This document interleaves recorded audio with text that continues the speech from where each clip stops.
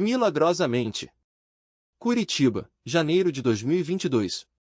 Sol fraco, aquele que não esquenta nem ilumina direito, só deixa tudo com um tom cinzento, como se a cidade estivesse de ressaca depois do Réveillon. Eu tava na rua 25 de março, bem em frente à loja do seu Zé, que vendia santinhos e velas desde que o mundo era mundo. O cheiro de cera derretida misturado com o mijo dos bêbados que dormiam nos becos era o meu perfume diário. Meu nome? Ah, isso pouco importa. O que importa é o que eu faço, sou milagrosamente. Não, não sou padre, não sou santo, não sou nada disso. Milagrosamente é o que escrevo nos cartões que entrego depois que as coisas acontecem. Ou melhor, depois que eu faço as coisas acontecerem. Não é bruxaria, não é macumba, não é golpismo. É uma espécie de intercessão. Um empurrãozinho quando a fé tá fraca e o desespero tá forte. E em Curitiba, cidade de polacos frios e italianos desconfiados, a fé às vezes precisa de umas cutucadas.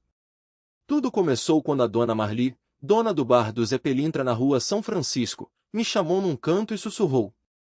Ó, meu filho, tem uma moça aí que tá com um problema sério. Ela tá com medo de morrer. A moça em questão era Tainá, ex-prostituta que tinha se aposentado depois que um cliente lhe deu uma surra que quase a matou. Agora, ela vivia de bicos, lavando roupa para madames do batel, mas carrega um segredo que a corrói, ela tinha transmitido uma DST para um padre. Não foi de propósito, juro. Ela choramingou, as mãos tremendo em volta de um café pingado. Ele veio disfarçado, de civil, num hotel da 15. Disse que estava sozinho, que precisava de carinho. Eu não sabia que era padre. E agora? Agora o padre, um tal de Padre Mateu, estava doente, com febre alta e manchas no corpo, e a Tainá, que já tinha sido abandonada pela família, pelo sistema e por Deus, não sabia o que fazer. Se descobrirem, ele vai ser expulso da igreja. E eu vou para a cadeia. Ela soluçou. Eu olhei pro céu, como se Nossa Senhora fosse me dar um sinal. Não deu. Só o sol fraco, aquilo que nem aquece a alma. Deixa comigo, falei, porque era isso que eu fazia. Milagrosamente. Primeiro, precisei encontrar o Padre Mateu. Não era fácil. Ele tinha sumido do seminário, e os outros padres, quando perguntei, me olharam como se eu fosse o demônio em pessoa. Esse homem tá em retiro espiritual, mentiu o padre Antônio, um velho rabugento que cheirava naftalina. Retiro espiritual com febre e feridas? Rebati. Ou será que é retiro no hospital de clínicas? Ele não respondeu, só fez o sinal da cruz como se isso fosse me afugentar. Fui atrás de pistas. Perguntei pros meninos de rua que ficavam perto da catedral, pros floristas da Praça Tiradentes, pros motoristas de ônibus da linha Santa Cândida. Até que um taxista, o seu Newton, me deu a dica. Vi um padre, magro, de olheira, entrando num sobrado velho na rua Desembargador Westphalen. Parecia que estava fugindo de alguma coisa. Bingo! O lugar era um casarão abandonado, daqueles que pareciam saídos de filme de terror. Janelas quebradas, grade enferrujada, um cheiro de mofo e urina. Entre as rachaduras do muro, vi uma vela acesa no segundo andar. Padre Mateu! Gritei, batendo na porta. Abra, pelo amor de Deus! Silêncio. Empurrei a porta, que, para minha sorte, estava só encostada, e subi as escadas de madeira que rangiam como se fossem desabar. No corredor, encontrei o padre deitado num colchão sujo, coberto por um lençol manchado. O cheiro de doença era forte. Ele olhou para mim com olhos febris, assustados. Quem é você? Perguntou, a voz rouca. Sou a última chance de vocês dois, respondi, sentando ao lado dele. A Tainá me mandou. Ela tá arrebentada de culpa. Ele fechou os olhos, como se a menção do nome dela doesse. Eu não sabia que ela estava doente. Eu só queria me sentir humano outra vez. Pois agora vocês estão os dois ferrados, falei, sem dó. Ela com medo da cadeia, o senhor com medo da morte. E não era para menos. O padre João Batista, conhecido nas missas da Catedral Basílica como confessor dos perdidos, agora era só um homem quebrado, suando febre e tremendo como folha no vento. A sífilis já tinha subido pro cérebro, e o remédio que a Tainá roubou da UBS do Boqueirão não tava adiantando porra nenhuma. O senhor acha que Deus perdoa um padre que peça assim? Ele perguntou, os dedos trêmulos apertando o crucifixo de madeira que pendia no peito. Não sei, padre. Mas sei que a Nossa Senhora Aparecida já fez coisa pior, respondi, tirando do bolso um frasco de vidro com um líquido turvo. Isso aqui é a água benta da Gruta de Aparecida. Minha avó, que era benzedeira no interior de São Paulo, me ensinou, quando a medicina falha, só resta fé. Ele riu, um som seco, quase um engasgo. Você acha que um milagre vai cair do céu para mim? Depois do que eu fiz? Não é para senhor. É para ela. Apontei para a janela, onde a Tainá, ex-prostituta da rua 25 de Março, esperava no carro, os olhos vermelhos de chorar. Ela veio aqui para se confessar, não para te matar. Mas o senhor não estava no confessionário, estava no Motel Barão, no centro. E agora os dois estão pagando o preço. O padre baixou a cabeça. Eu sabia que ele lembrava. Todo mundo em Curitiba lembrava do escândalo, o padre que sumia às quintas-feiras, o mesmo dia que a Tainá, depois de anos na rua, decidiu que ia se limpar. Só que o destino tem dessas ironias. Ela pegou a doença de um cliente, não sabia, e passou pro padre no único momento de fraqueza dele. Agora, os dois estavam com os dias contados. E se a gente rezar? Ele murmurou. Rezar não adianta se a gente não fizer a nossa parte, falei, destampando o frasco. Bebe isso. Todo. Ele hesitou, mas a dor no corpo falava mais alto. Engoliu o líquido em um gole só, tossindo como se tivesse tragado fogo. Depois, se jogou no colchão, gemendo. E agora? Agora a gente espera. 3 dias depois. O sol fraco de janeiro mal aquecia a Rua 15, onde a festa junina fora de época estava rolando no Largo da Ordem. Era daquele jeito curitibano, quentão, pipoca, e umas quadrilhas meio desengonçadas, porque ninguém ali estava acostumado com o frio de verdade. Eu estava no meio da multidão, de olho no palanque onde a Tainá, agora com um vestido de chita que minha prima emprestou, dançava com as outras mulheres da pastoral. Ela estava diferente. Não só porque o exame tinha dado negativo, o do padre também, mas porque os olhos dela não tinham mais aquele brilho de quem está esperando a próxima tragédia. Enquanto a sanfona tocava Pula a Fogueira, eu me aproximei. Você acredita que foi milagre? Perguntei, passando um copo de quentão para ela. Ela tomou um gole, fez careta pro açúcar demais. Não sei. Mas sei que ontem o padre João Batista celebrou a missa das 6 na catedral. E que eu não sinto mais nada. Nem culpa. Ela olhou para mim, séria. Sinto. Mas agora eu sei que dá para carregar ela sem se afundar. Foi quando o padre apareceu, vindo da direção do passeio público. Ele estava magro, ainda pálido, mas os olhos não eram mais os de um homem assombrado. Você, ele disse, apontando para mim. O que era aquilo? Água benta, padre. Só que não qualquer uma. Minha avó falava que a de Aparecida tem um poder especial quando a gente pede com o coração certo. E o seu coração estava certo? Ele perguntou, desconfiado. Não. Tava uma merda. Sorri. Mas o dela tava. E o seu também, no fundo. Ele ficou quieto, olhando pro céu, como se esperasse uma resposta. Depois, suspirou. Preciso confessar uma coisa. A música parou. A Tainá segurou minha mão. O que foi? Naquela noite, antes de vocês chegarem, eu sonhei com Nossa Senhora. Ela não falou nada. Só segurou minha mão. E quando acordei, a febre tinha baixado. A Tainá soltou um riso nervoso. Eu também sonhei com ela. Mas no meu sonho, ela estava dançando quadrilha. O padre riu. Um riso de verdade, daqueles que saem sem permissão. Então foi milagre, eu falei. Não, o padre disse, olhando pra gente. Milagre é a gente ter coragem de continuar depois de tudo. E ali, entre as bandeirinhas coloridas e o cheiro de que pá e pipoca queimada, eu senti algo se mexer dentro de mim. Não era alívio, não era fé, era uma certeza estranha, como se o chão da rua 25 de março, tão gasto pelas festas juninas de outros anos, tivesse engolido nossas dores e cuspido de volta algo novo. O padre João, agora sem a batina, só com uma camisa xadrez que a Tainá tinha emprestado, passou a mão no rosto, como se quisesse apagar as marcas do que tinha sido. A gente estava ali, no meio da festa que não era festa, porque o povo da vila tinha montado as barracas mais por teimosia do que por alegria.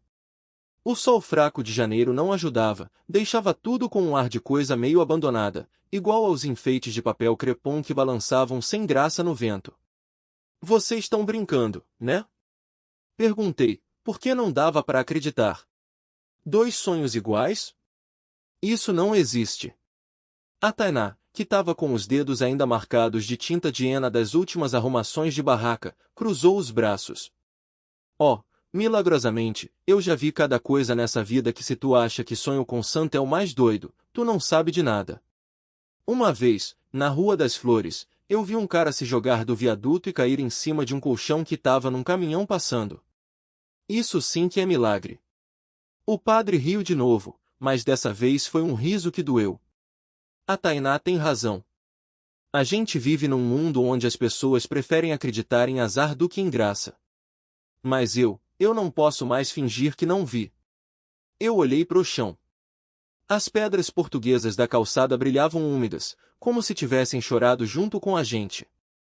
Lembrei da primeira vez que tinha visto o padre João, lá no consultório da dona Maricota, quando ele chegou tremendo, com os olhos vermelhos de febre e as mãos cheias de feridas. A médica, que era mais dura que pedra de moinho, tinha olhado para mim e falado baixo: esse aí não dura uma semana, milagrosamente. Sífilis em estágio avançado, HIV positivo, e ainda por cima com o fígado destruído. Reza para ele, se tu acredita nisso. Mas eu não rezei. Não na hora. Porque na época, eu ainda achava que milagre era coisa de otário ou de quem não tinha coragem de encarar a vida como ela é, uma merda às vezes, com os lampejos de sorte no meio. E agora? Perguntei, chutando uma latinha de guaraná vazia que rolou até bater no pé de um sanfoneiro que estava tocando um arrasta-pé sem ânimo. A gente faz o que com esse milagre? O padre se abaixou, pegou a latinha e jogou no lixo. Um gesto bobo, mas que doeu em mim como um soco. A gente conta. Conta o quê? A Tainá bufou. Que a gente tava todo ferrado, que eu passei DST para um padre, que ele tava morrendo, que a gente sonhou com a mesma santa e agora tá aqui, curado, como se nada tivesse acontecido. As pessoas vão nos chamar de louco ou nos jogar pedra. Não todas, o padre disse, olhando para uma mulher que passava com um prato de pé de moleque na mão. Ela sorriu para ele, um sorriso rápido, mas verdadeiro. Tem gente que precisa ouvir isso. Que precisa saber que a gente pode errar feio, cair no fundo do poço, e mesmo assim ter uma segunda chance. Eu senti o cheiro de vinho quente misturado com fumaça de fogueira. Alguém tinha acendido uma fogueira de São João atrasada, só para espantar o frio que vinha subindo com a noite. As chamas dançavam, igual a Tainá no sonho dela. Tu acha que Deus perdoa tudo? Perguntei, e minha voz saiu mais grossa do que eu queria. O padre demorou para responder. Quando falou, foi olhando pro fogo. Não sei se é Deus. Não sei se é Nossa Senhora. Não sei nem se é perdoar. Mas sei que ontem eu não conseguia levantar da cama, e hoje eu tô aqui, comendo pé de moleque e ouvindo sanfona. Se isso não é um recado, não sei o que é. A Tainá pegou minha mão de novo. Dessa vez, com força. E se a gente for pra Aparecida? Levar um ex-voto, contar a história direito. Não, o padre interrompeu. Não é pra santa que a gente tem que contar. É pra gente mesmo. Pra parar de se esconder. Eu senti o peso daquilo. Porque eu, milagrosamente que não era santa, não era padre, não era nada além de uma ex-prostituta que tinha virado espécie de conselheira de rua. O peso dos segredos e o cheiro de quentão. A sanfona gemia uma toada de roda enquanto o fogo crepitava, jogando faíscas no ar gelado de janeiro. Curitiba tinha esse jeito, mesmo no verão, o vento vindo da Serra do Mar trazia um friozinho traiçoeiro, daquele que entra pelos ossos. Na rua 25 de Março, entre barracas de pastel e o cheiro de quentão misturado à fumaça de fogos de artifício, a gente se sentia vivo. Ou pelo menos eu tentava me sentir. O padre João agora só João, porque depois daquilo tudo ele tinha tirado a batina, tomou um gole do caneco de barro e fez uma careta. O quentão da barraca da Dona Maria era forte demais, daquele que queima a garganta e faz os olhos arderem. Ele estava magro, os olhos fundos, a barba por fazer. Não era mais o homem que eu tinha conhecido no Hotel São Cristóvão, naquele quarto 14 onde tudo começou. Você tá certo, falei, apertando os dedos de Tainá sem querer soltar. A gente não precisa ir para Aparecida. Mas a gente precisa fazer alguma coisa. Porque se a gente não contar para ninguém, isso vai nos comer vivos. João olhou pro céu, onde as últimas bombinhas explodiam em verde e vermelho. Festa junina em janeiro era coisa de Curitiba, o povo não aguentava esperar até junho, então inventava um pré-São João só para ter desculpa de beber, dançar e esquecer da vida. Mas esquecer, a gente já tinha tentado. Não tinha dado certo. Eu não sei nem por onde começar, ele murmurou. Começa pelo começo, Tainá disse, seca. Ela era assim, direta, sem frescura. Uma mina que tinha visto tudo na 25 de março, desde os cambistas vendendo ingresso falso pro Teatro Guaíra até os guris que roubavam carteira na Praça Tiradentes. Você tava doente. Eu tava doente. A gente tava fudido. Aí, de repente, não tava mais. João fechou os olhos. Eu vi a sombra da cruz que ele ainda usava no pescoço, escondida debaixo da camisa. Ele tinha tirado o colarinho romano, mas não tinha tirado a fé. Ou a culpa. Eu não mereço isso, ele falou, tão baixo que quase não ouvi. Foi aí que a sanfona parou. E tudo ficou quieto. Demais. Numa festa junina, o silêncio é pior que gritaria. É como se o mundo tivesse engolido o som. A gente olhou pro palco, onde o sanfoneiro, um velho de chapéu de palha e dentes faltando, estava parado, olhando pra gente.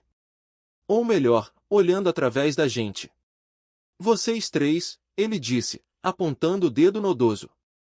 Tão carregando um peso que não é de vocês. Meu coração deu um salto. Tainá soltou minha mão como se eu tivesse queimado ela. João se levantou, devagar, como se o banco estivesse grudado nas calças dele. Quem é você? Ele perguntou. O velho sorriu. Ou tentou. Os sulcos do rosto dele eram tão fundos que parecia que alguém tinha esculpido dor neles. Eu?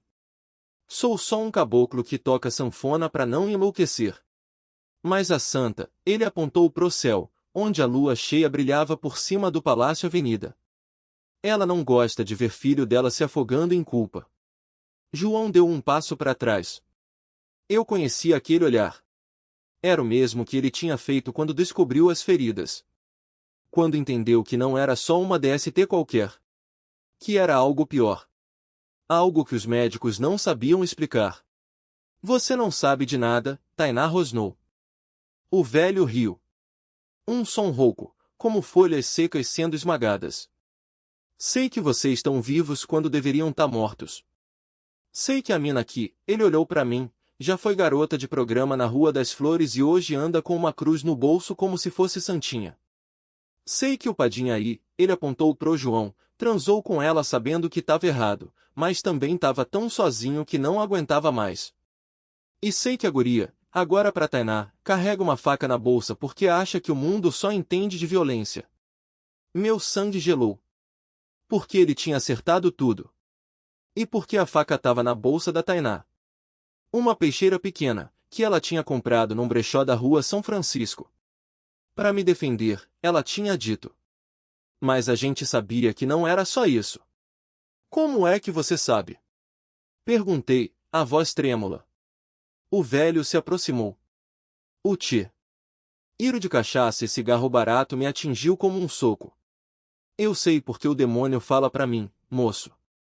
Ele riu, tossindo em seguida, e cuspiu no chão. Mas não é só isso não. A cidade inteira sabe. Só não fala. Curitiba é assim, todo mundo vê, ninguém vê nada. A Tainá apertou os dedos da minha mão. Suor frio. O João, pálido, fez o sinal da cruz com os lábios. Você tá errado. Tentei firmeza, mas a voz saía fina. A gente tá aqui pra ajudar. O padre João, ele tá doente. Precisa de remédio. A Tainá também. E eu só quero consertar as coisas. O velho deu uma risada rouca, como se tivesse engolido vidro. Consertar? Com o quê, hein? Com essa cruz de plástico que a guria carrega?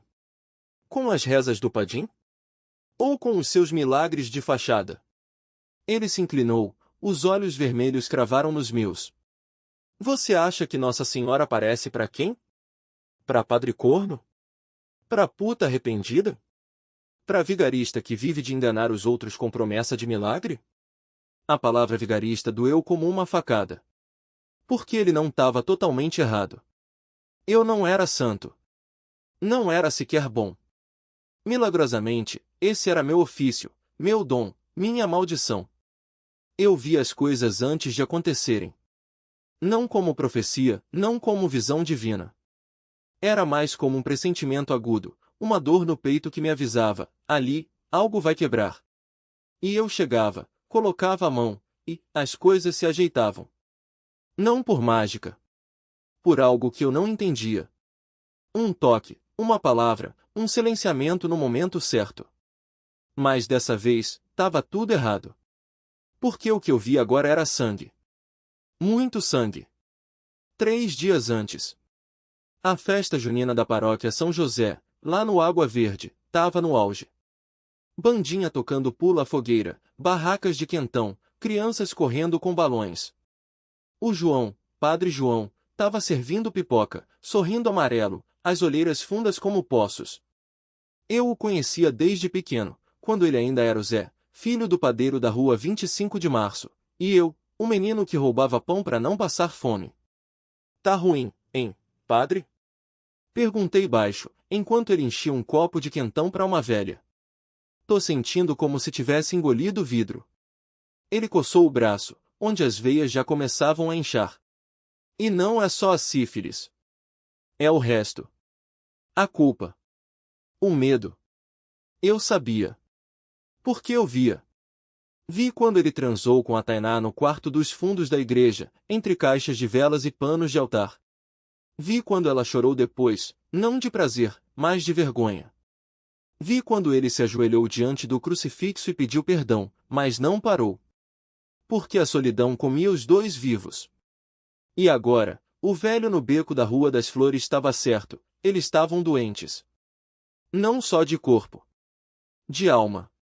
Vocês 3 estão amaldiçoados. O velho cuspiu de novo. E eu vou te dizer uma coisa, a faca da guria vai ser usada hoje. Não para se defender. Para matar. A Tainá soltou minha mão como se eu queimasse. Não é verdade. Ela segurou a bolsa com força. Eu juro. Mas eu via o sangue de novo. E dessa vez, não era pressentimento. Era certeza. O milagre não veio como eu esperava. Não foi uma luz do céu, não foi Nossa Senhora Aparecida descendo em cima do viaduto do chão batido com um coro de anjos. Veio quietinho. Veio sujo. Veio quando o velho sacou um canivete da bota e avançou pro João, gritando algo sobre limpar a cidade dos pecadores. Veio quando a Tainá, sem pensar, puxou a peixeira da bolsa e cortou o braço do velho, não para matar, mas para parar. Veio quando o sangue jorrou, vermelho vivo no cinza do asfalto, e o velho caiu de joelhos, chorando como criança. E foi aí que eu vi de verdade. Não o futuro. O agora. Vi a dor do velho, um ex-presidiário que tinha perdido a filha para tráfico na Vila Torres. Vi a culpa do João, um homem que amava a Deus, mas amava mais o silêncio do que a verdade. Vi o medo da Tainá, uma mulher que nunca tinha sido abraçada sem interesse. E então eu fiz o que sempre fiz, coloquei a mão. Toquei o ombro do velho. Toquei a testa do João. Foi quando entendi que milagres são feitos de encontros e recomeços.